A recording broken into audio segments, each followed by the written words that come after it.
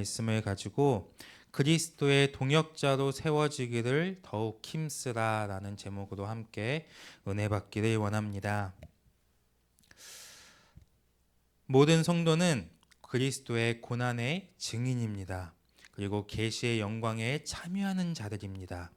그러니까 우리는 그리스도의 고난의 증인이요 또 계시의 영광에 참여하는 자로서 그에 합당한 신앙생활을 열어갈 수 있어야 합니다.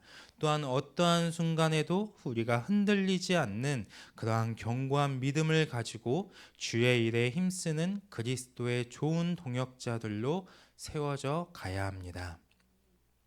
이것은 우리의 신앙생활 가운데 누구나 할 것 없이 모든 성도들이 어느 시간 속에서 반드시 하나님의 교회를 세우고 그분의 나라를 이루어가는 그리스도의 동역자로 주님의 거룩한 리더로서의 모습으로 성장해 가야 한다는 것입니다. 그러기 위해서는 여러분 모두가 그리스도의 부르심, 교회의 부르심을 굳건히 할 수 있어야 하고 주님이 교회를 통해 주고 있는 진리 체계와 그 말씀의 질서를 여러분 안에 온전히 세울 수 있어야 합니다. 뿐만 아니라 하나님이 나를 택하심으로 교회를 섬기게 하셨고 교회와 함께 교회의 리더로서 세워져 가게 하신 그 택하심을 확증함으로 우리 모두가 교회의 기둥으로서의 역할을 감당해 갈 수 있어야 합니다. 우리 안에 이 부르심과 택하심이 분명해야 우리는 흔들리지 않고 실족하지 않는 신앙생활을 할 수 있습니다. 이것이 여러분 안에 굳건해야 그리스도의 동역자로서 주님이 세우신 교회에 대한 주인의식을 가지고 교회와 함께 하나님의 나라를 위해 달려갈 수 있는 것입니다. 이 교회는 주의 종의 것이 아닙니다. 우리의 것입니다. 우리들 한 사람 한 사람이 세워가야 되고 이 교회의 머리는 오직 주님이시기에 주님의 뜻 가운데 온전히 그 안에서 한 마음과 한 뜻으로 성도들이 하나 되어 주님의 나라를 세우고 이 교회가 하나님의 이름을 높일 수 있는 그러한 영광스러운 교회로 계속해서 세워져 가야 하는 것입니다. 그리고 이 부르심과 택하심 안에서 모든 성도는 리더를 믿고 순복하며 따라갈 수 있어야 하고 리더와 성도는 서로가 겸손한 마음을 가지고 서로가 서로를 세워주며 섬길 수 있어야 합니다. 주님은 마음이 온유하고 겸손한 분이시기에 순종과 겸손은 그리스도의 동역자로서 반드시 배우고 가져가야 할 영적 질서입니다. 성경에서 말씀하고 있는 겸손은 자기 겸손, 내 수준에서 자기 수준에서의 겸손이 아니라 성도들이 갖춰야 할 진정한 겸손은 하나님의 능하신 손 아래 겸손하는 것으로서 하나님의 전능하신 능력과 통치와 그분의 권위 아래 우리를 낮추는 겸손인 것입니다. 모든 성도는 하나님의 통치 아래 서로가 서로를 세워줄 수 있어야 하고 섬길 수 있어야 합니다. 이것이 교회가 가장 힘이 있고 가장 파워풀한 교회가 될 수 있는 힘인 것, 그 질서인 것입니다. 교회는 오직 하나님의 통치 아래에서 모든 성도들이 겸손함으로 말미암아 서로가 서로를 섬기는 그러한 공동체, 그러한 교회가 되어야 합니다. 그래야 그 안에서 자기의 의가 드러나지 않을 수 있고 자꾸만 인간적으로 높아지려는 마음들이 역사하지 않을 수 있습니다. 자기 겸손을 가지고 그냥 자기 수준에서의 어떠한 겸손과 섬김을 가지고 교회에서 봉사를 하고 헌신을 할 때 처음에는 자신의 그 의지대로 무엇인가를 풀어갈 수 있습니다. 그러나 시간이 지나면 지날수록 그 안에서 자기의 의가 드러나게 되고 자꾸만 인간적으로 인정받고 높아지려고 하는 마음들이 올라올 수밖에 없게 됩니다. 우리는 철저하게 하나님 앞에 자신을 낮추는 신앙을 열어가야 합니다. 하나님의 질서 안으로 더 깊이 들어가고자 하는 그러한 마음을 우리가 계속해서 하나님께 올려드리고 그 마음을 하나님 앞에 열 수 있어야 합니다. 내가 더 죽어져야 하는 것입니다. 내가 높아지려는 것이 아니라 내가 더 죽어지려고 할 때 하나님이 우리를 사용하시고 하나님이 우리를 높여주시는 것입니다. 하나님이 우리를 높여주셔야 우리가 그 교만해지지 않고 우리가 항상 그 겸손함 가운데 하나님의 질서를 따라 나아갈 수 있고 헌신할 수 있고 모든 것 가운데 하나님의 은혜로 말미암아 행할 수 있게 되는 것입니다. 우리를 높이시는 분은 오직 하나님이시고 또 우리에게 상 주시는 분도 오직 하나님이시라는 것을 우리는 항상 기억해야 합니다. 내가 무엇인가를 했기 때문에, 내가 옆에 있는 공동체를 섬겨줬기 때문에 그 공동체로 하여금 나에게 섬겨주기를 바라는 것이 아니라 우리가 섬김을 할 때 그 섬김은 하나님께 보상을 받기 위한, 하나님께서 우리를 채우시고 하나님께서 우리를 사용하시기에 합당한 모습으로 계속해서 우리를 세워가 주실 것이라는 그 믿음을 가지고 우리는 모든 것 가운데 하나님을 붙잡을 수 있어야 하는 것입니다. 절대로 교회 안에서 사람을 붙잡으면 안 됩니다. 사람을 붙잡으면 그 사람과 함께 내가 넘어질 수밖에 없습니다. 우리는 하나님을 붙잡아야 합니다.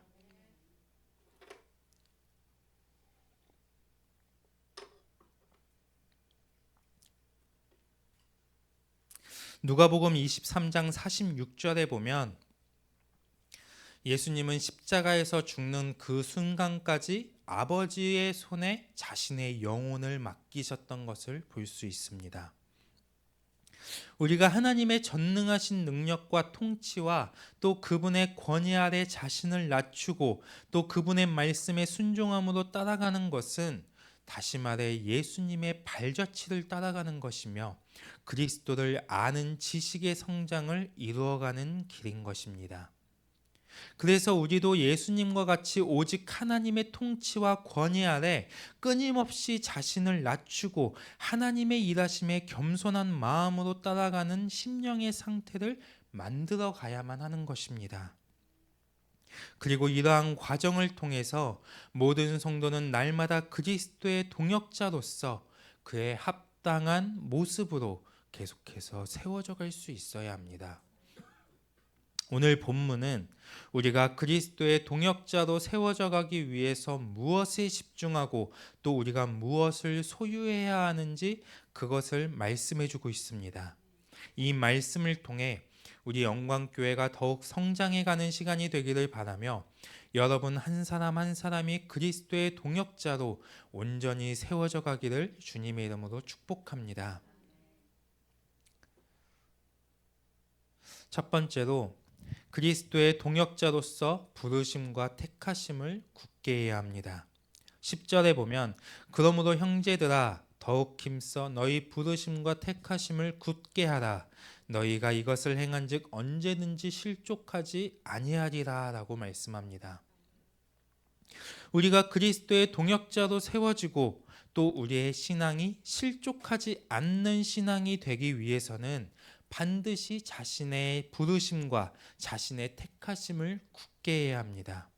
이 부르심과 택하심을 굳게 하지 않으니까 늘 교회에 상처받고 목회자와 리더에게 상처받고 또 우리의 신앙 가운데 절망하고 낙심하게 되는 것입니다. 우리는 많은 부분 내가 상처를 선택하고 상처를 끌어당기고 있다는 것을 반드시 알아야 합니다. 이것은 제가 어릴 때부터 제가 가지고 왔던 그 상처들을 토설하고 회개하는 과정에서 저에게도 주님이 깨닫게 하셨던 거예요. 많은 부분 제가 상처를 선택하고 있고 많은 부분 제가 그 상처를 섣불리 끌어안고 있었던 상처가 되지 않을 수 있는 그러한 상황과 그러한 환경 속에서도 이 어림잡아 예전에도 그랬으니까 앞으로도 그럴 거니까 그러한 불신과 함께 제가 상처를 끌어당기고 상처를 선택하고 있었던 모습을 주님이 저에게 보여주셨습니다. 그것을 놓고 주님 앞에 철저하게 회개하면서 정말 저의 연약함과 저의 악함을 정말 십자가에 못 박는 그 시간이 있었는데 정말 그 시간 가운데 하나님이 저를 회복시켜 주셨고 그리고 저를 깨닫게 하셨던 것이 이러한 부분들이었던 것입니다. 우리는 많은 부분 내가 상처를 선택하고 있다는 것을 알아야 합니다. 다른 사람은 전혀 그런 의도가 없는데 내가 상처를 선택하는 거예요. 내가 상대방을 불신하니까 그 말 가운데 상처를 선택하면서 그 사람을 불신하고 오해하고 왜곡하고, 많은 부분 우리의 흐름 가운데 그러한 움직임들이 있을 수 있다는 것을 우리는 반드시 기억해야 합니다. 이것을 알아야 그러한 부분들, 그러한 움직임들이 내 안에서 올라올 때 우리는 그것을 분별할 수 있고 그것을 멈출 수 있고 끊을 수 있는 것입니다. 우리는 상처를 선택하는 자가 아니라 우리는 기쁨을 선택하고 믿음을 선택하고 사랑을 선택하는 자들이 될 수 있어야 합니다. 하지만 오늘 본문은 우리로 하여금 부르심과 택하심을 굳게 하면 언제든지 실족하지 않는다고 말씀하고 있습니다. 그리고 모든 성도가 이 부르심과 택하심을 굳게 해야 하는 궁극적인 목적은 11절과 같이 예수 그리스도의 영원한 나라에 넉넉하게 들어가게 된다는 것입니다. 넉넉하게 들어간다는 게 무슨 의미입니까? 준비되어 있다는 것입니다. 저희 아파트의 주차장이 요즘에는 좀 그래도 저녁에 갔을 때 자리가 꽤 있었거든요. 이틀 전 눈이 오기 시작하고부터 자리가 없어요. 이게 그럼 밖에라도 있어야 되잖아요. 밖에도 없어요. 그러니까요. 이게 어떻게 된 거예요? 밖에라도 있어야 될 자리가 밖에도 없고 안에도 없고 없어요. 그러다가 이게 이게 참 아다리 그 서로 간의 그 신호가 정말 잘 맞으면, 이 아다리만큼의 표현이 없네요. 그게 잘 맞으면 누가 이렇게 싹 나갈 때 거길 제가 싹 지나가는 시간이 있거든요. 와, 그만큼 하나님의 은혜가 클 때가 없습니다. 할렐루야가 절로 나와요. 네. 넉넉하게 들어간다는 건 준비되어 있다는 거예요. 언제 주님이 다시 오시든 언제 내가 주님께로 가게 되든 상관없이 훗날 우리가 하나님 나라에 들어갈 때 겨우겨우 들어가는 것이 아니라 하나님이 미리 준비해 놓으신 우리의 자리에 넉넉하게 들어가게 된다는 것입니다. 내 자리가 항상 예비되어 있다는 거예요. 이 땅에서 살 때도 이렇게 힘들고 어렵게 쫓기며 살아가는데, 신앙도 쫓기는 신앙생활을 하다가 하나님 나라마저도 들어갈 수 있을지 없을지 모르는 그러한 불안하고 불확실한 신앙이 우리의 신앙이 되면 안 되는 것입니다. 비록 이 땅에서는 많은 부족함이 있지만 하나님 나라에서는 내가 결코 그렇게 살지 않으리라.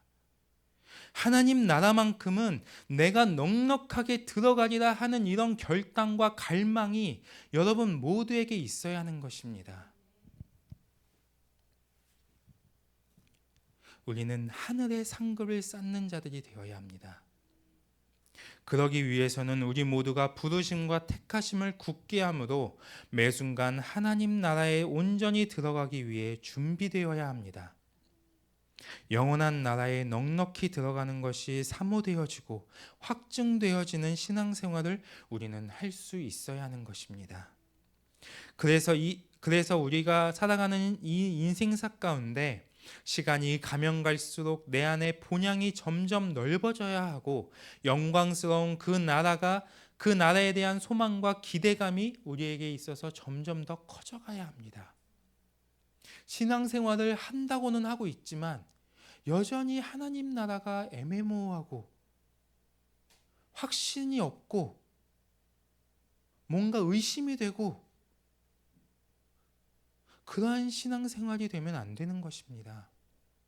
신앙생활을 하면 할수록 우리 안에 그 하나님의 나라에 대한 그 소망이 점점 커져감과 함께 그 나라가 우리에게 더 확실해지고 더 확증되어지고 더 분명해지고 더 실질적인 모습들로 우리에게 들어와야 하는 것입니다. 영이 죽는 만큼 하나님 나라의 영광스러운 삶, 그리고 주님을 향한 기쁨과 감격은 줄어든다는 것을 알아야 합니다. 그러나 우리의 영이 살아나면 살아날수록 우리는 그 영광스러운 나라가 하나님 나라의 그 영광스러운 삶이, 주님을 향한 그 기쁨과 감격이 우리에게는 점점 더 커져가게 됩니다. 우리는 자꾸만 영을 죽이는 그러한 신앙과 그러한 삶을 살아가는 것이 아니라 계속해서 우리는 영을 깨우고 영을 살리는 것에 더 집중할 수 있어야 합니다. 그렇다면 부르심과 택하심을 굳건히 하기 위해서는 우리가 어떻게 해야 하는가? 첫 번째로 그리스도를 알아가는 것이 많아져야 합니다.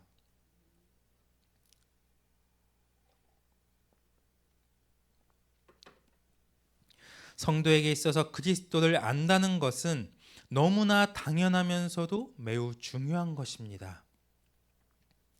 이때 그리스도를 안다는 것은 그리스도를 지식적으로만 아는 것이 아니라 그리스도를 인격적으로 알아가는 것이 많아져야 한다는 것입니다. 그리고 그리스도를 인격적으로 알아간다는 것은 나의 뜻과 행동이 그리스도의 뜻과 행동으로 닮아가는 것, 즉 내가 그리스도로 인격화되어지는 것을 의미합니다. 여러분의 인생사 가운데 모든 선택과 방향성이 그리스도의 뜻 가운데 열려져야 하고 나의 삶의 가치에 대한 기준이 주님으로 세워질 수 있어야 합니다. 그래서 1절을 보면 하나님과 구주 예수 그리스도의 의를 힘입었다고 말씀합니다. 모든 성도는 하나님의 의를 힘입어 살아가는 자들이 되어야 합니다. 하나님의 의를 힘입어 살아간다는 것은 우리의 인생사와 우리의 신앙 가운데 모든 것들을 하나님의 옳다하심으로 살아가고 하나님의 인정하심으로 살아간다는 것입니다. 하나님의 그 인정하심이 우리로 하여금 이 세상의 모든 상황과 환경을 이길 수 있는 힘과 원동력이 된다는 것입니다. 우리의 삶과 신앙에 있어서 하나님의 의에 대한 확신과 확증이 반드시 있어야 합니다. 그래서 이 세상의 모든 환경과 상황 속에서 하나님의 옳다하심, 하나님의 인정하심이 나의 삶과 신앙생활의 가장 근본적인 원동력으로 작용할 수 있어야 합니다. 하나님이 인정하시면 우리는 못할 것이 없는 것입니다. 왜냐하면 그 하나님이 우리의 모든 것을 책임져 주실 것이기 때문입니다. 우리의 자녀들이 왜 밖에 나가서 자신의 존재됨을 막 드러내며 자신이 뭐든 다 할 수 있다라고 그렇게 살아갑니까? 그 뒤에는 나머지 뒤처리를 해줄 수 있는 부모가 있기 때문인 것입니다. 모든 수습을 부모가 해줄 수 있고 그 부모를 아이들이 믿고 인정하고 신뢰하기 때문에 그들이 그 존재됨을 가지고 이 세상으로 나아갈 수 있는 것입니다.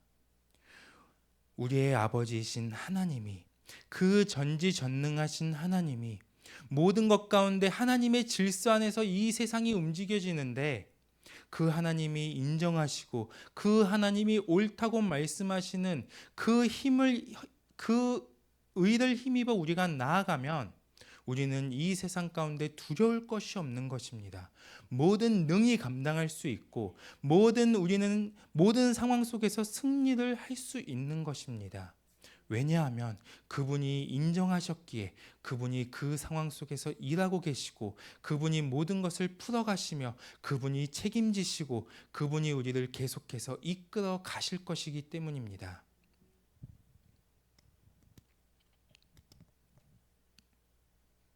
모든 성도가 주님이 다시 오시는 그 시간까지 항상 집중해야 할 것은 우리의 모든 행동과 생각, 우리의 감정과 우리의 말, 이 모든 것들 가운데 하나님의 인정하심이 있는지, 우리의 모든 선택에 하나님의 의가 있는지 항상 집중하며 돌아볼 수 있어야 합니다.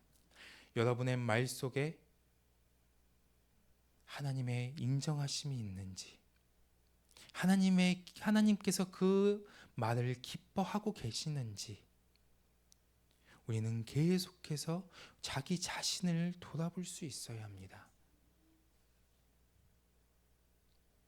그러면 우리의 작은 그 말을 통해서도 하나님은 영혼을 살릴 수 있고, 그 작은 우리의 고백을 통해서도 죽어가던 사람들이 다시 살아가고자 하는 희망과 소망을 얻을 수 있는 그 힘이, 그 권세가 우리의 입을 통해서 나아갈 수 있는 것입니다.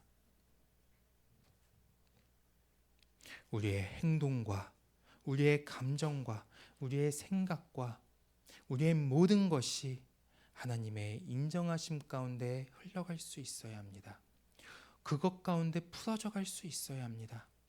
우리의 입이 다른 사람을 죽이고 다른 사람을 짓누르고 다른 사람에게 상처를 주고 아프게 하는 그러한 악함에 쓰임 받는 그러한 자들이 되어서는 안 되는 것입니다. 하나님의 인정하심이 있는 사람은 어떠한 상황 속에서도, 어떠한 공격 속에서도 그것을 이길 수 있는 힘이 있고 하나님이 하실 것에 대한 믿음이 있지만, 하나님의 인정하심으로 살아가지 않는 사람은 작은 공격에도 쉽게 넘어지며 자꾸만 믿음이 흔들리게 됩니다. 그렇기 때문에 우리가 진정으로 목숨 걸어야 할 것은 오직 하나님의 옳다 하심입니다. 우리 영광교회 모든 성도는 오직 하나님의 의를 힘입어 살아가는 자들이 되어야 할 줄 믿습니다. 이렇게 우리가 하나님의 의를 힘입어 살아갈 때 1절에 동일하게 보배로운 믿음을 가질 수 있다고 말씀합니다. 이것은 동등한 가치로서 하나님께로부터 또 하나님 앞에서 동일하게 의롭다함을 받은 믿음을 뜻합니다. 즉 우리는 그리스도의 의로 새 사람이 되었고 그리스도 안에서 모두가 의로운 믿음을 가진 자들이라는 것입니다. 우리 모두는 하나님의 의로 말미암아 동일한 믿음을 가진 자들입니다. 예수 그리스도와 동일한 믿음을 가진 자들이고, 아브라함과 이삭과 야곱과 사도 바울과 사도 요한, 사도 베드로와 같은 믿음의 선진들과 동일한 믿음을 가진 자들입니다. 하나님께서는 어떠한 사람도 차별하지 않으십니다. 모두를 동일하게 사랑하시고, 저 사람은 잘 나가니까 저 사람은 나보다 더 사랑하는 것 같아가 아니라, 모든 시간 속에서 하나님은 우리에게 동일한 사랑으로 역사하고 계시는 것입니다. 그 관점이 하나님의 관점에서 보고 있느냐, 내 관점에서 보고 있느냐의 차이가 있을 뿐이지, 하나님의 관점에서는 모두가 다 동일하게 의로운 믿음을 가진 자들인 것입니다. 하나님께서 동일하게 그들 가운데 역사하고 계시는 것입니다. 그러므로 모든 성도는 하나의 영과 하나의 진리와 하나의 질서 안에서 동일한 믿음으로 움직이는 그리스도의 동역자들이 될 수 있어야 합니다. 그래서 우리의 믿음이 자꾸만 작은 고난에도 쉽게 흔들리는 믿음이 아니라 믿음으로 말하고 믿음으로 행하고 믿음으로 생각하고 믿음으로 선포하고 믿음의 역사를 계속해서 가져오는 자들이 되어야 합니다. 우리 영광교회 안에 반드시 더 풀어지고 반드시 온전함 가운데로 우리가 성장해 가야 할 것 중에 하나가 무엇이냐면, 우리가 모든 것 가운데 믿음으로 말하는 것입니다. 계속해서 믿음으로 행하는 질서입니다. 믿음의 생각을 하고 믿음으로 선포해주고 믿음의 역사를 가져오고 믿음으로 서로가 서로를 바라볼 수 있는 그 믿음의 질서가 우리에게 더 온전히 회복되어져야 하는 것입니다. 그것이 우리에게 풀어지면 이만큼 강력한 교회는 없습니다. 사람의 수가 중요한 것이 아니라 우리가 가진 믿음이 커져가면 커져갈수록 그 안에 우리 교회를 통해서 하나님이 하실 수 있는 그 일하심은 점점 더 많아지고 커져가게 되는 것입니다. 계속해서 우리가 믿음을 선택하는 자들이 되어야 합니다.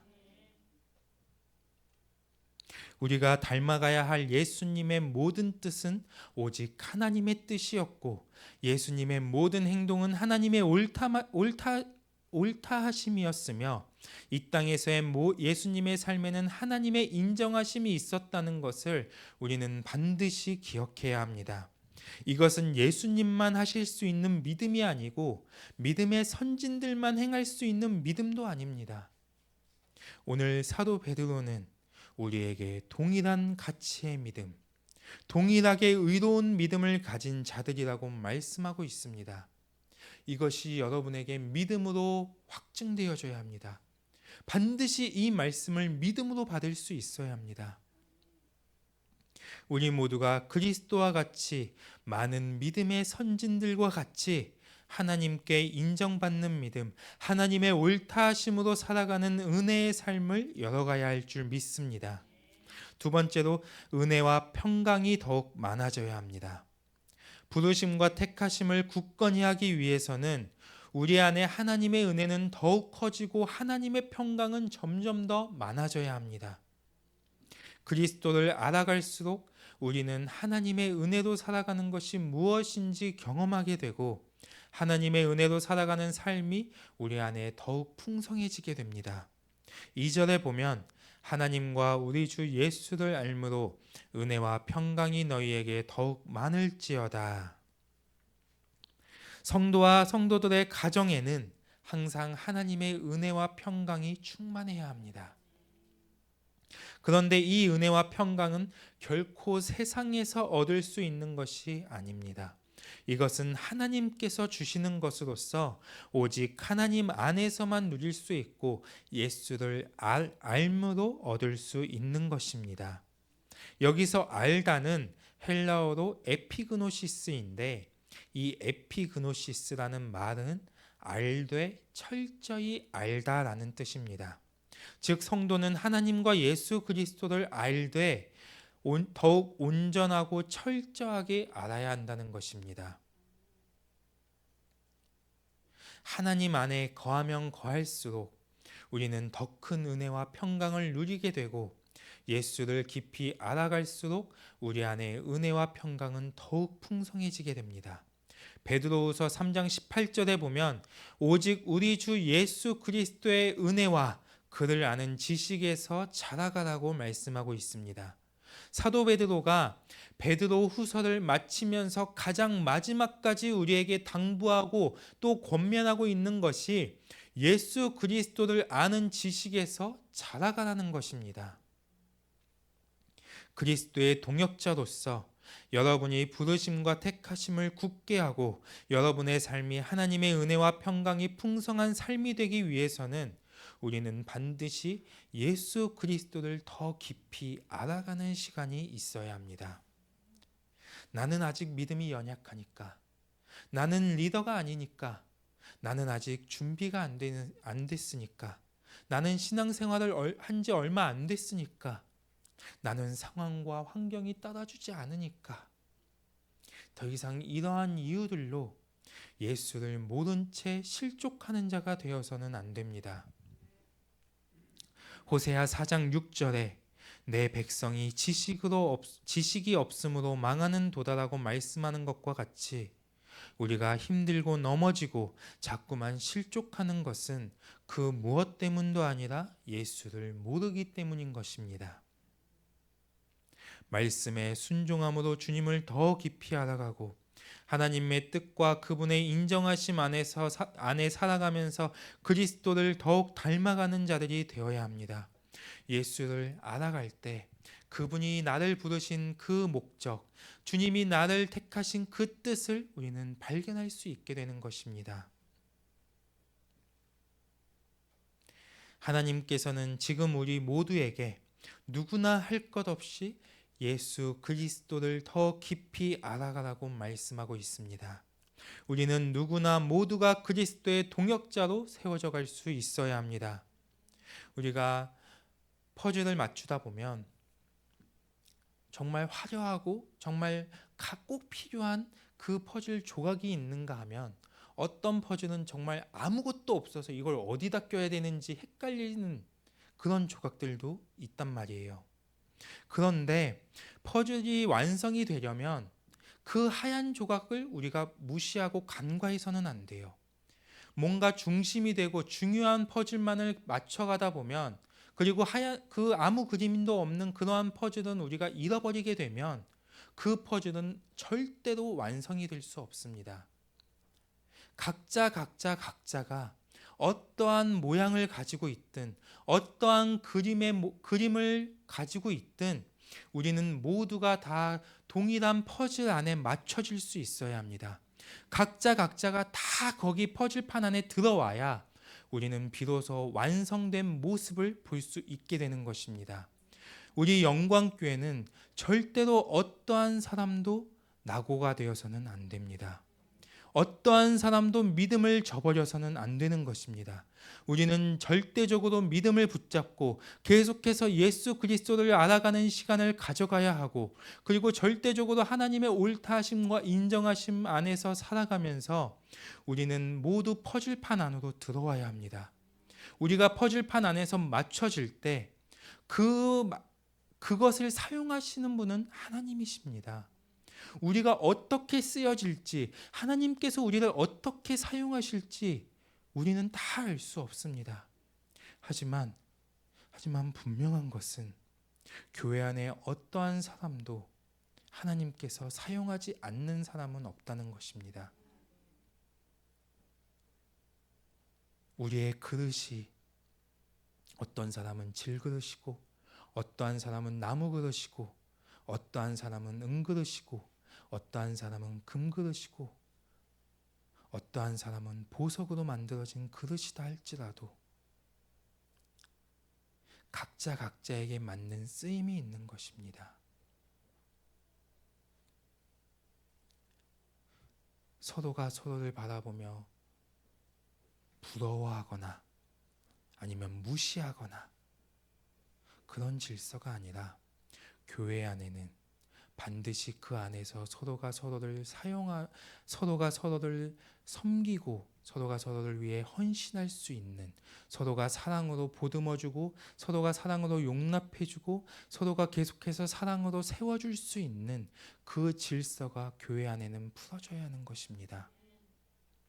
여러분이 보시면 가장 많이 사용되고 가장 많이 필요로 하는 그 그릇은 금그릇이나 은그릇이 아닙니다. 물론 그 그릇도 필요한 상황이 있고 쓰이는 곳들이 다 있습니다. 그러나 가장 많이 쓰이는 그릇은 질그릇이고 나무 그릇입니다. 여러분이 금그릇에다가 물을 한 잔 따라서 드셔보세요. 쇠맛 납니다. 그 맛있는 물이 그렇게 맛없어져요. 그러나 나무 그릇에 여러분이 물을 한번 떠서 마셔보세요. 네, 더 물이 향이 더해집니다. 네, 물의 향이 더해져요. 나무 향이 더 건강해지는 것 같고 네, 각자의 쓰임이 다 있다는 것입니다. 이 퍼즐 조각에는 어떠한 조각도 버릴 게 없습니다. 우리는 계속해서 오직 하나님께만 집중됨으로, 하나님만을 의지함으로 모두가 하나님께 쓰임받는 동역자들로 세워져 갈 수 있어야 합니다. 하나님께서 우리를 영광교회 공동체로 세우셨고, 그렇다면 우리는 그림이 화려하든 아무 그림도 없는 조각이든, 내가 신앙생활을 오래 했든 오래 하지 않았든, 내 믿음이 크든 믿음이 연약하든, 우리는 모두가 자신의 자리에서 날마다 그리스도의 동역자로 세워져 가야 합니다. 믿음이 연약해도, 아직 많은 부분 부족함이 있어도 여러분은 이미 그리스도 안에서 모두가 동일하게 의로운 믿음을 가진 자들이고 아무 그림이 없는 퍼즐이라 할지라도 퍼즐의 일부이고 중요한 조각이라는 것을 반드시 기억해야 합니다. 요한복음 17장 3절에 보면 영생은 곧 유일하신 참 하나님과 그가 보내신 자 예수 그리스도를 아는 것이라고 말씀하고 있습니다. 즉 우리의 신앙과 인생사 가운데 그 기초와 완성은 예수 그리스도를 알아가는 것이라는 말입니다. 그러므로 사랑하는 성도 여러분, 그리스도를 알되 더욱 깊이 알고 철저히 아는 우리 모두가 되기를 주님의 이름으로 축복합니다.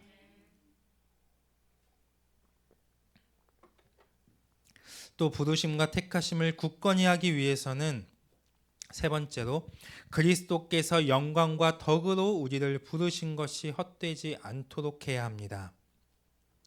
성도에게는 나를 부르시고 택하신 하나님의 그 선택이 탁월한 선택이었다는 것을 보여줘야 할 책임이 있습니다.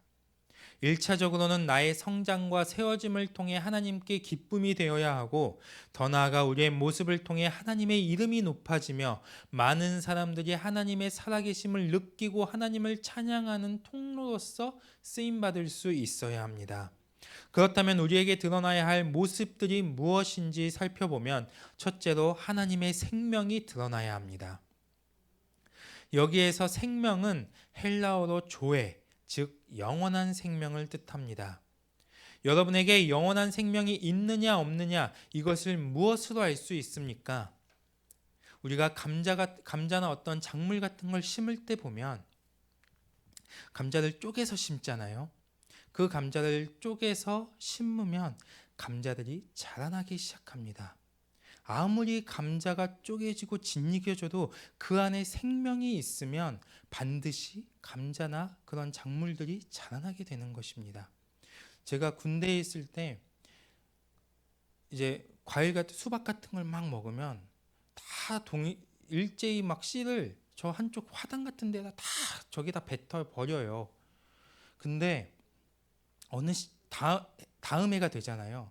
거기서 수박이 막 몇 개씩 자라나기 시작을 해요. 예. 예, 작아도 자라나긴 해요. 예. 근데 그렇게 자라나기까지는 얼만큼의 수박을 먹어야겠습니까? 네, 얼만큼의 수박을 먹어야겠어요. 왜 자라납니까? 그 안에 생명이 있기 때문인 것입니다. 마찬가지로 하나님의 생명이 있는 사람은 부활의 날에 반드시 영원한 생명으로 부활하게 될 것이며 감자에는 감자의 생명이 있기 때문에 다시 감자들이 자라나고 수박씨에는 수박의 생명이 있기 때문에 다시 수박이 자라나는 것처럼 우리에게 하나님의 생명이 있게 되면 부활의 날에 영원한 생명으로 부활하게 될 뿐만 아니라 우리의 삶에 하나님의 모습, 하나님의 성품들이 반드시 드러나게 되어 있다는 것입니다. 하나님의 생명이 있는 사람은 하나님의 성품들이 드러나게 되어 있습니다. 여러분이 신앙생활을 하다 보면 막 특히 우리 박승희 권사님이 그런 말씀을 되게 잘하거든요. 어떤 때는 얼굴이 왜 이렇게 노래요? 얼굴이 왜 이렇게 푸석푸석해요? 이런 말 하다가 막 이제 좀 영성 좀 막 하고 막 기도 막 잘하고 이게 권사님 앞에 한번 딱 나타나 보세요. 그럼 얼굴이 밝아졌다고 해요. 하얘졌다고, 보기 좋다고. 그런 말씀 되게 자주 하거든요. 얼굴 보고 얼굴 톤을 보고 그런 말씀을 되게 많이 하세요. 근데 우리가 하나님 안에서 살아가면 살아갈수록 우리의 모습들 가운데 하나님의 것들이 계속해서 드러나게 된다는 거예요. 변화되어져 간다는 것입니다. 말이 변화되어지고요. 행동들이 변화되어지고요. 생각이 변화되어져요. 나를 통해서 계속해서 옆에 있는 사람이 살아나게 돼요. 나를 통해서 사람들이 은혜를 받게 돼요. 하나님을 모르는 사람이 목사님이세요? 물어봅니다. 참 신기해요.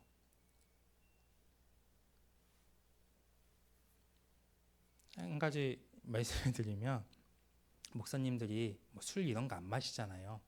그럼 목사님들이 제일 많이 가는 곳이 식당 그리고 카페예요. 예. 대부분의 중년 이상의 남자들이 몇몇 이렇게 모여가지고 특히나 넥타이 했으면 더 정확하고요. 그건 안 했더라도 몇 분은 머리가 좀 벗겨져 있고 몇 분은 또 2대8 딱 돼 있고, 그런 분들이 이렇게 3, 3, 5 모여서 카페에 앉아 계시잖아요. 그분들은 다 목사님입니다. 대부분이. 예. 그냥 겉으로도 다 보여요. 예. 그런데 목사님의 그런 모습들뿐만이 아니라 하나님의 백성들, 성도들은 계속해서 하나님의 것을 구하고 하나님의 말씀으로 살아가는 시간들과 하나님의 인정하심과 하나님의 옳다하심을 가지고 계속해서 살아가는 시간들, 하나님의 말씀에 순종하는 그 시간들이 우리에게 이루어지게 되면, 그런 것들이 우리 안에 점점 더 회복되고 풀어지게 되면, 나는 똑같이 생활하고 똑같이 살아간다고 생각하지만 사람들이 변화됐다고 말해요. 뭔가 분위기가 달라졌다고 말합니다. 뭔가 전부 다 인상이 좋아졌다고 말해요. 작은 것에서부터 계속해서 하나님의 생명이 우리 안에 있기 때문에 하나님의 성품과 하나님의 생명과 하나님의 것들이 계속 흘러나간다는 거예요. 모든 성도는 그리스도의 부르심을 받은 자들로서 하나님의 영원한 생명을 소유함으로 말미암아 마땅히 그분의 생명과 성품을 드러내야 할 의무가 있습니다. 우리는 그리스도로 살아가는 자들이 되어야 합니다. 그리스도의 향기를 계속해서 흘려보내는 자들이 되어야 합니다. 둘째로, 거룩한 삶이 드러나야 합니다.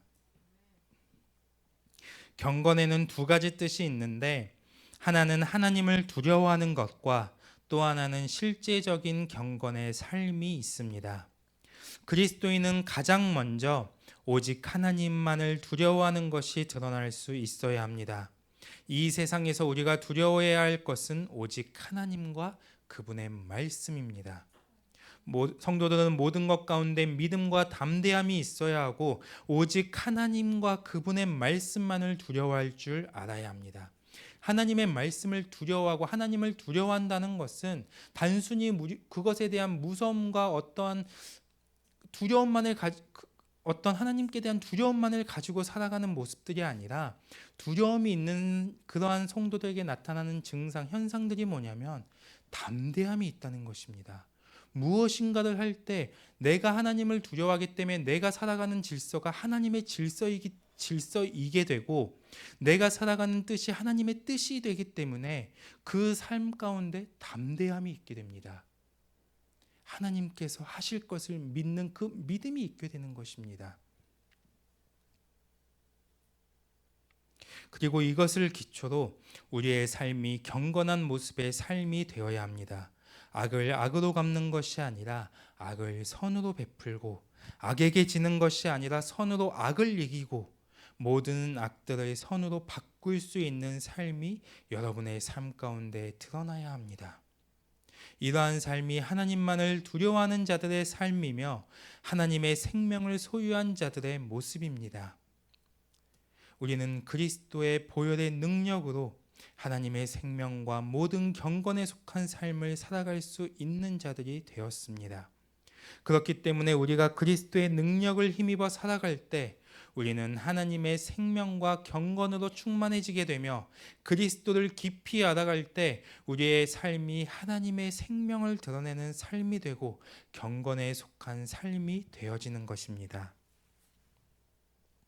여러분이 계속해서 악을 악으로 갚는 것이 아니라 악을 선으로 베푸는 자들이 되시기를 바랍니다. 악에게 지는 것이 아니라 선으로 악을 이기는 자들이 되시기를 바랍니다. 모든 악들을 선으로 바꾸는 자들이 되시기를 바랍니다. 제가 어릴 때부터 주입식 교육을 받았던 것 중에 하나가, 누가 너를 때리면 아니면 누가 너를 괴롭히면 거기서 맞대응을 하는 게 아니라 그냥 저주라는 그 질서, 저는 그게 너무나 올바른 질서라고 생각합니다. 악을 악으로, 요즘에는 너무나 많은 아이들이 한 대 맞고 오면 2대 때려라 하고 교육을 합니다. 그런데 그러한 질서가 악을 악으로 갚는 질서이기 때문에 우리는 하나님의 자녀로서 악을 악으로 갚는 것이 아니라 악을 선으로 베푸는 그러한 질서, 선으로 악을 이길 수 있는 질서, 다른 사람이 나를 미워한다고 해서 너는 더 많이 미워해가 아니라 다른 사람이 나를 미워한다 할지라도 나는 계속해서 하나님의 생명을 흘려보낼 수 있는, 하나님의 사랑을 흘려보낼 수 있는, 그 사랑으로 이해하고 용납해주고 품어줄 수 있는 그 믿음의 여유가 우리 성도님들에게 있어야 할 줄 믿습니다. 4절에 모든 성도는 말씀을 통해 하나님이 우리에게 주시는 그 보배롭고 지극히 큰 약속을 믿음으로 받아야 합니다. 그리스도의 동역자는 하나님의 약속을 붙들고 오직 믿음으로 나아가는 자들입니다. 하나님의 약속을 붙들고 그분의 말씀에 순종하여 나아갈 때 하나님께서는 반드시 우리를 그 약속대로 이끌어 가십니다. 그러나 여러분 안에 하나님의 약속이 없으면 우리는 내 안에 있는 정욕 때문에 세상에 썩어질 것들을 자꾸만 받아들이게 됩니다. 이것은 내 노력과 내 의지와 내 윤리를 가지고 내가 가지고 있는 장점과 같은 것들로 이겨나갈 수 있는 것들이 아닙니다. 누구라도 하나님의 약속을 붙잡지 않으면 자신의 정욕 때문에 우리는 세상에 썩어질 것으로부터 탈출할 수가 없습니다. 오늘 베드로 사도를 통해 하나님이 우리에게 주시는 이 약속의 말씀을 우리는 반드시 견고하게 붙잡고 말씀에 순종하여 그리스도의 동역자로 세워져 가기를 더욱 힘써야 합니다. 이 약속을 가지고 정욕으로 살아가는 우리의 모든 모습들을 버리며 그리스도의 동역자로서 부르심과 택하심을 굳게 해가는 모든 성도들이 되어야 할 줄 믿습니다. 그리고 더 나아가 이제는 하나님의 이 약속을 통해 신의 성품에 참여하는 자들이 될 수 있어야 합니다. 그렇다면 큰 두 번째로 그리스도의 동역자로서 소유해야 되는 신의 성품들이 무엇인가?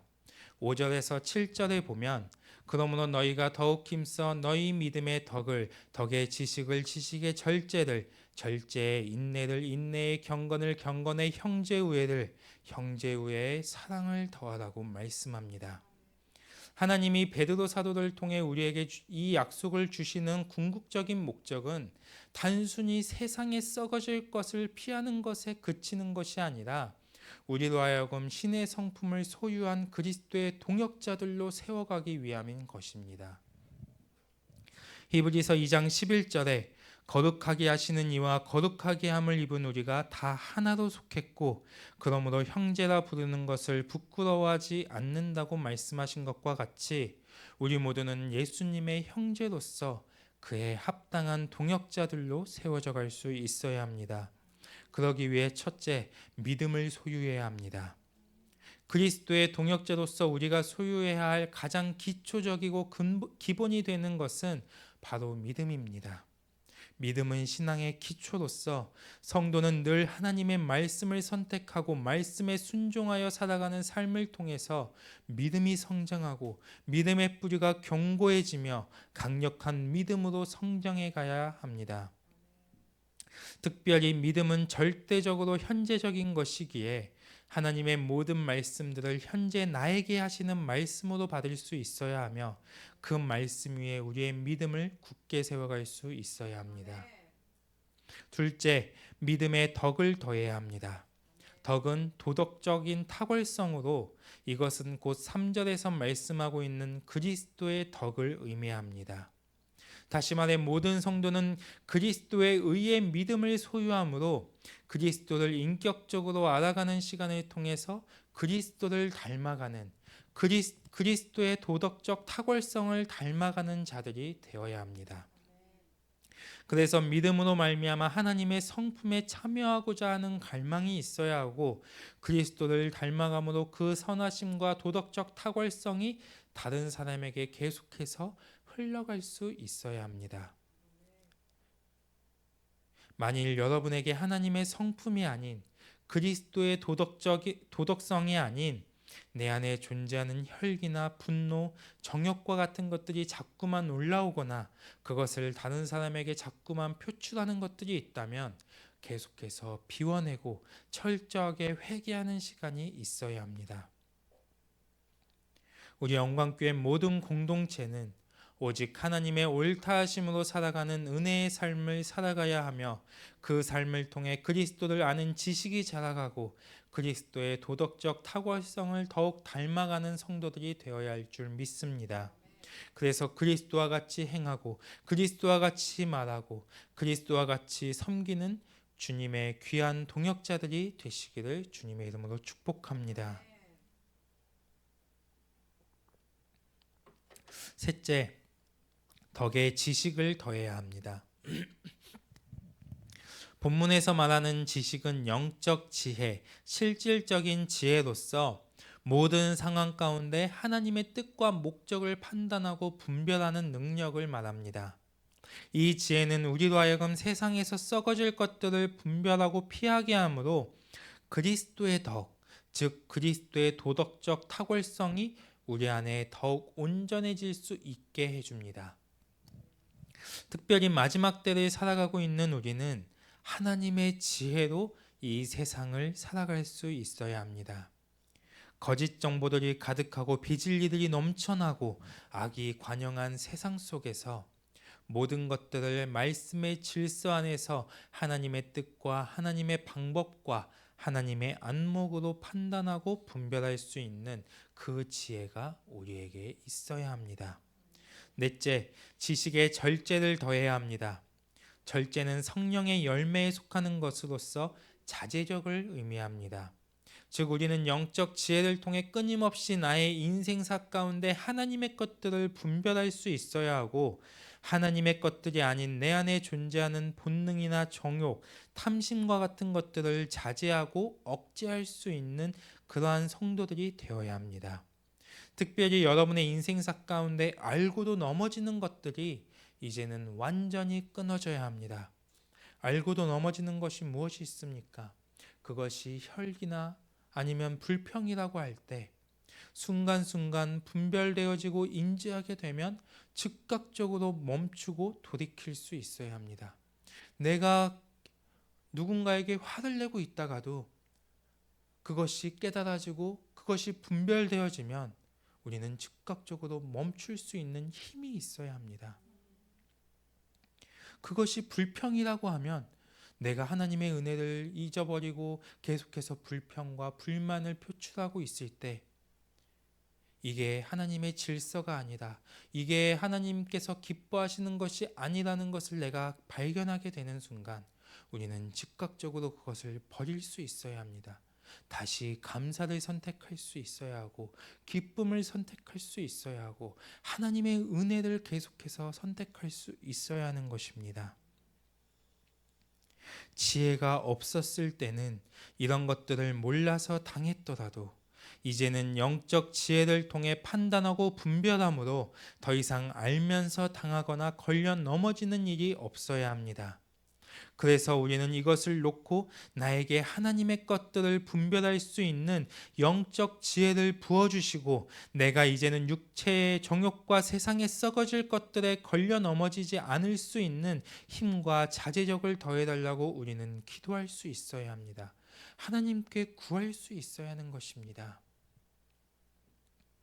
하나님께서 오늘 우리에게 이 말씀을 주고 계시는 것은 약속이라고 말씀드렸잖아요. 하나님께서 우리에게 이 약속을 주시는 이유는 하나님께서는 우리가 구할 때 우리에게 부어주시기로 이미 작정하셨다는 것입니다. 우리를 하여금 그러한 삶을 살아갈 수 있게 하기 위해서 하나님께서 우리에게 이 말씀을 통해 약속하고 계시는 것입니다. 너희들이 구할 때 내가 그것을 계속해서 더하여 줄 것이다. 너희들이 그것을 갈망할 때 너희들이 그러한 삶을 살아갈 수 있도록 내가 너희들을 밀어주고 끌어주고 계속해서 인도할 것이다. 주님께서 우리에게 약속하신 것입니다. 다섯째, 절제에 인내를 더해야 합니다. 인내는 어떠한 것, 어떠한 상황에도 피하지 않고 자신의 자리를 지키는 것을 의미합니다. 그리스도의 동역자들은 하나님의 약속을 붙잡고 그 약속에 의지하여 모든 것으로부터 하나님의 뜻을 드러낼 수 있어야 합니다. 도무지 내가 이해할 수 없는 상황이라 할지라도 우리는 그 가운데 하나님의 선을 구할 수 있어야 하고 그곳에 하나님의 뜻이 있다면 결코 피하지 않고 자기의 자리를 지킬 수 있는 힘이 있어야 합니다. 왜냐하면 그 자리를 통해서 하나님이 나를 사용할 그 계획이 있기 때문인 것입니다. 하나님의 뜻이 그곳에 있기 때문에 내가 이 자리에 있는 것입니다. 우리는 이것을 믿음으로 붙잡을 수 있어야 합니다. 그리고 하나님께서 나를 어떻게 사용하실지, 그 사용하시는 그 시간까지, 또 사용해 가시는 그 모든 순간순간을 우리는 인내할 수 있어야 합니다.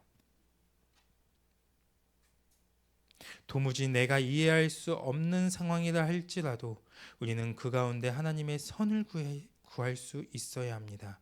하박국 3장 17절에서 18절에 보면 하박국 선지자는 비록 무화과 나무가 무성하지 못하며 포도나무에 열매가 없으며 감람나무에 소출이 없으며 밭에 먹을 것이 없으며 우리의 양이 없으며 외양간에 소가 없을지라도 나는 여호와로 말미암아 즐거워하며 나의 구원의 하나님으로 말미암아 기뻐한다고 말씀하고 있습니다.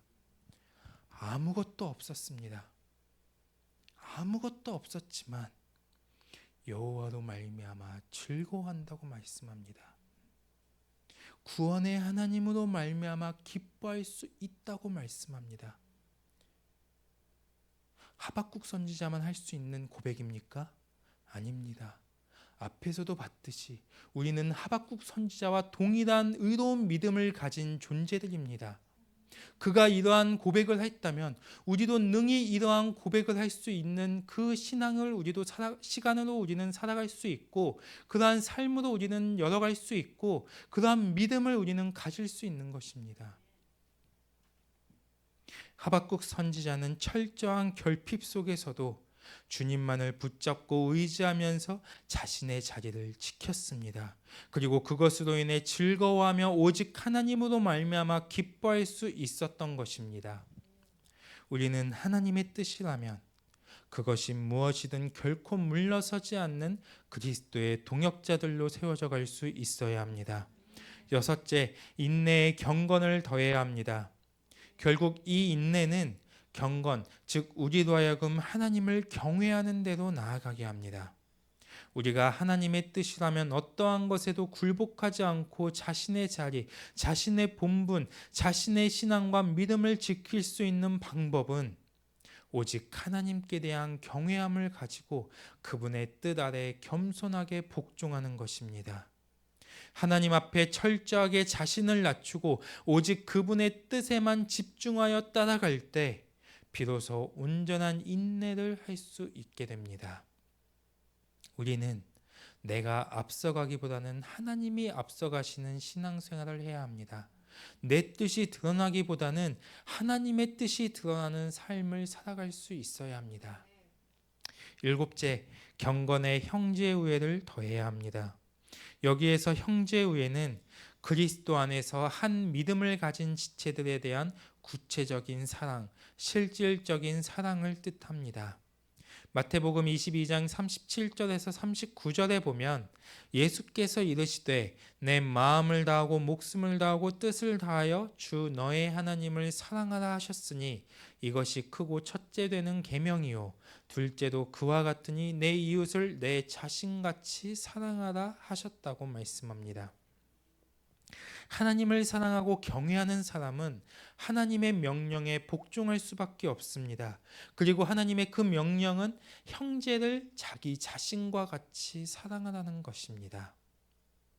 이 사랑은 단순히 말로만 사랑한다고 고백하는 그런 사랑이 아닙니다. 우리가 배고플 때 가장 필요한 것이 허기를 달랠 수 있는 음식인 것처럼 우리가 배고픈 형제에게는 먹을 것을 줄 수 있어야 하고 추운 형제에게는 옷을 줄 수 있는, 교회 안에 성도가 어려움이 있을 때 누구나 할 거 없이 공동체가 각자의 방법으로 함께 돌봐주는 실질적인 사랑의 질서가 교회 안에 풍성해야 합니다. 이러한 사랑의 질서가 교회가 힘이 있는 교회로 성장해 가게 하는 그러한 원동력이 되는 것입니다. 어제 눈을 치울 때 저는 저희 목사님의 너무나 그 밝은 모습, 그 힘을 얻는 모습을 봤습니다. 맨날 말씀하시는 무릎이 아프고 몸이 옛날 같지 않고, 근데 저는 당연히 오는 거고, 생각지 못했던 우리 두 분이 다 오시니까 그냥 와 계시는 것만으로 사랑이 마저도 보면서 힘이 되는 거예요. 사랑이 마저도. 다음엔 다 와라가 아니라 각자의 자리에서 서로가 사랑의 질서를 가지고 교회가 풀어져 갈 때 사실 얼마든지 안 와도 사실 뭐라고 할 수 없잖아요. 그리고 당연히 못 올 거다라고 생각하고 있었고, 그리고 오면 힘들 걸 알고 있는데 함께 와서 그 힘을 보탤 때 목사님이 얼마나 거기에서 어깨가 싹 이렇게 펴지는지 저도 거기에서 힘을 얻었거든요. 저 혼자 다 해야 되는 줄 아는데 우리 교회 안에 그게 무엇인지 크던 작던 상관이 없습니다. 서로가 사랑 안에 하나 되고 서로가 사랑으로 연합되고 사랑의 질서가 교회 안에 더 풀어지고 회복될 때 우리 교회만큼 행복한 교회가 없을 것입니다. 이 교회만큼 하나님의 은혜가 풍성한 교회가 없을 것입니다. 이 교회만큼 모이면 행복하고 사랑스럽고 기쁨이 있는, 감사가 있는 교회가 없을 것입니다. 왜냐하면 우리는 내 작은 힘을 보태는 것으로 사랑을 표현한다고 하지만 그 사랑 가운데 역사하시는 분은 하나님이시기에 우리의 그 작은 헌신과 섬김들이 더 큰 사랑으로 교회에 부어지게 될 것이기 때문입니다. 우리는 사랑으로 더 하나 되어야 합니다. 사랑으로 공동체를 돌봐주고 서로가 서로를 계속해서 내가 무엇인가 할 수 있는 것은 없는지 살펴볼 수 있는 그러한 신앙을 우리는 할 수 있어야 합니다. 요한일서 3장 17절에서 18절에 보면 누가 이 세상의 재물을 가지고 형제의 궁핍함을 보고도 도와줄 마음을 닫으면 하나님의 사랑이 어찌 그 속에 거하겠느냐. 자녀들아, 우리가 말과 혀로만 사랑하지 말고 행함과 진실함으로 하라고 말씀하고 있습니다. 우리 교회 안에 지체에 대한 실질적이고 또 구체적인 사랑들이 더욱 풍성해지기를 바랍니다. 여러분에게 이 사랑의 풍성함이 날마다 더해지기를 주님의 이름으로 축복합니다. 사랑이라는 것은 내가 받을 때보다 줄 때 그 기쁨이 배가 되는 것입니다. 사랑이라는 것은 그 사랑을 나눠줄 때 내 안에 더 풍성해지고 내 안에 그 사랑이 더 점점 커지게 되는 것입니다. 이것이 하나님의 질서입니다. 여덟째, 형제 우애에 사랑을 더해야 합니다. 그리스도의 동역자들은 반드시 하나님의 사랑을 소유하고 성취해야 합니다. 여기에서 말하고 있는 사랑은 아가페로서 사랑 그 자체이신 하나님께서 독생자 예수 그리스도를 보내주신 희생과 생명의 사랑입니다. 우리가 지금 하나님을 사랑하는 것은 하나님이 먼저 우리를 사랑하셨다는 사실을 우리는 사랑하셨다는 사실을 믿는 믿음으로 시작되었다는 것을 우리는 알아야 합니다. 다시 말해 믿음의 완성은 사랑이고 사랑으로 믿음을 완성할 수 있다는 것입니다. 오늘 본문도 보면 그리스도의 동역자들이 소유해야 할 성품이 믿음으로 시작해서 사랑으로 완성되어집니다. 하나님이 나를 사랑하실 때 나를 존재 그 자체로 사랑하시는 것처럼 우리도 형제를 사랑할 때 자꾸만 그들의 연약함이나 부족함을 보는 것이 아니라 그 영혼의 존재 자체를 사랑하고 품어줄 수 있는 하나님의 사랑을 소유할 수 있어야 합니다. 그리고 더 나아가 요한일서 3장 16절에서 그가 우리를 위하여 목숨을 버리셨으니 우리가 이로써 사랑을 알고 우리도 형제들을 위하여 목숨을 버리는 것이 마땅하다고 말씀하고 있는 것과 같이 형제를 위해 생명까지도 내어줄 수 있는 완전한 사랑을 소유한 그리스도의 동역자들이 되어야 합니다. 사랑하는 성도 여러분, 우리 모두는 그리스도의 동역자로 준비되어지고 세워져 가야 합니다. 그러기 위해 이 8가지 성품들이 하나씩 여러분 안에 만들어져 가야 합니다. 우리 모두에게 이 성품들이 더욱 인격화되어지는 시간이 오기를 주님의 이름으로 축복합니다. 8절에 이런 것이 너희에게 있어 흡족한즉 너희로 우리 주 예수 그리스도를 알기에 게으르지 않고 열매 없는 자가 되지 않게 한다고 말씀합니다. 이런 것, 즉 앞에서 말한 8가지 성품들이 우리에게 풍성할 때 우리는 예수 그리스도를 더 깊이 알게 되고 우리의 인생사와 신앙에 있어서 열매들이 있게 될 것입니다. 9절에 이런 것이 없는 자는 맹인이라 멀리 보지 못하고 그의 옛 죄가 깨끗하게 된 것을 잊었느니라. 여러분의 인생사와 신앙에 있어서 이 성품들이 없으면 맹인이라 멀리 보지 못한다고 말씀하고 있습니다. 즉 영적인 눈으로 바라보지 못하고 하나님의 일하심을 바라보지 못하기 때문에 내 앞에 놓인 문제만 바라보게 됩니다. 현실에 갇혀 어디로 가야 할지 무엇을 해야 할지 전혀 알지 못하게 된다는 것입니다. 그리고 더욱 중요한 것은 하나님의 구원의 역사에 대한 감격을 잃어버리게 된다는 것입니다. 나를 구원하신 하나님의 은혜, 이 구원의 감격을 잃어버리는 순간 그 사람의 신앙생활은 더 이상 신앙생활이 아니라 종교생활이 되고 맙니다. 우리는 이 구원의 감격, 하나님의 은혜를 절대로 잃어버리는 자들이 되어서는 안 됩니다. 10절 그러므로 모든 성도는 더욱 힘써 그리스도께서 나를 부르신 목적과 뜻을 굳게 함으로 그리스도를 더욱 깊이 알아가야 하며 신의 성품을 소유하는 자들이 되어 언제든지 넘어지지 않는 그리스도의 동역자들로 세워져 가야 합니다. 교회에 대한 부르심과 택하심도 마찬가지입니다. 하나님께서 나를 영광교회로 부르신 것에는 반드시 목적이 있고 이 교회의 일꾼으로서 택하신 것에는 반드시 그분의 뜻이 있는데 만일 우리가 이것을 알지 못하면 자꾸만 교회에 실족하게 되고 맙니다. 자꾸만 교회의 부족함만을 보게 됩니다. 그러나 이 부르신 목적과 그 택하신 그분의 뜻을 우리가 확증하고 계속해서 그것을 구하는 시간을 살아가면 그러한 신앙으로 우리가 나아가게 되면 우리는 이 교회에 하나님께서 나를 어떻게 사용하실지 갈망하게 됩니다. 모든 성도는 더욱 힘써 우리를 향한 주님의 부르심과 택하심을 굳게 해야 할 줄 믿습니다. 그래서 11절에 이같이 하면 우리 모두는 하나님 나라에 넉넉히 들어감을 얻을 수 있습니다. 어떠한 환난이 온다 할지라도 어떠한 고난과 문제 속에서도 우리를 그리스도 예수 안에 있는 하나님의 사랑에서 결코 끊을 수 없을 것입니다. 우리 모두는 그리스도의 동역자들입니다. 오늘 말씀을 통해 여러분에게 주신 하나님의 약속을 굳게 붙잡음으로 여러분 모두가 이것에 대한 부르심과 택하심을 더욱 굳건히 하기를 바랍니다. 또한 8가지 신의 성품들이 우리 모두에게 날마다 더해지는 은혜가 있기를 주님의 이름으로 축복합니다.